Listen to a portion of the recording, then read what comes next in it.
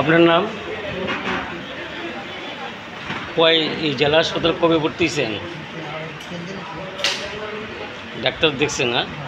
ডাক্তারের নাম কি? বিশ্বজিৎ দেববর্মা। তো আপনার কী সমস্যা হয়েছিল? ডেঙ্গু। আচ্ছা, কতদিন ধরে এখানে ভর্তি আপনি? আপনার বাসা কোন জায়গাতে?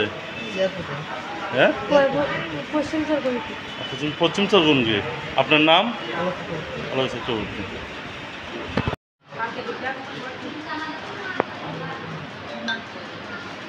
দাদা আপনার নাম কি? বাড়ি কোন জায়গাতে?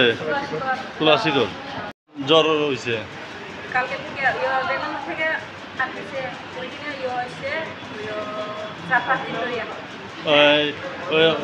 রক্ত টেস্ট করাইছেন? ব্লাড টেস্ট করাইছেন? কী হয়েছে? রিপোর্টে কী হয়েছে? ডেঙ্গু হয়েছে। ঠিক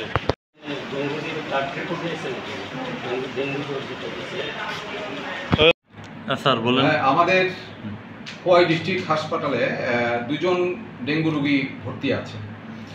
এই রোগীদের মধ্যে একজন 3 তারিখ বিকালে ভর্তি হয়, আর আরেকজন অলোক চক্রবর্তী খোয়াই বাড়ি, সে 4 তারিখ ভর্তি হয়। আর প্রমেশ দেববর্মা তুলাসীগড়ের ভর্তি হয় 3 তারিখ। এই দুজন রোগী কিন্তু বেঙ্গালুরে নার্সিং কোর্স করছিল, ওইখানেই ওরা আক্রান্ত হয়, ওইখানেই ওদের ডায়াগনোসিস হয় ডেঙ্গু। ওরা তারপর ওইখান থেকে ওদেরকে পাঠিয়ে দেওয়া হয় ত্রিপুরাতে। তখন ওরা ত্রিপুরায় আসে, ওদের বাড়ি যেহেতু খোয়াইয়ের আশপাশে, সেজন্য ওরা এসে এখানে ভর্তি হয়েছে। কিন্তু এই রোগীগুলো এখন ভালো আছে, সুস্থ আছে।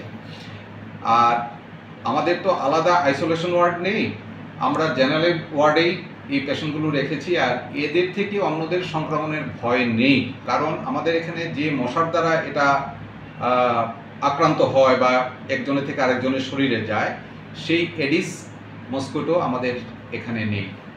সুতরাং এটা একজনের থেকে আরেকজনের সংক্রমণ হওয়ার চান্স কোনোভাবেই নেই।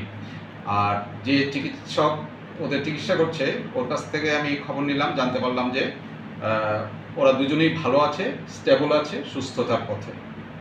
কেমন?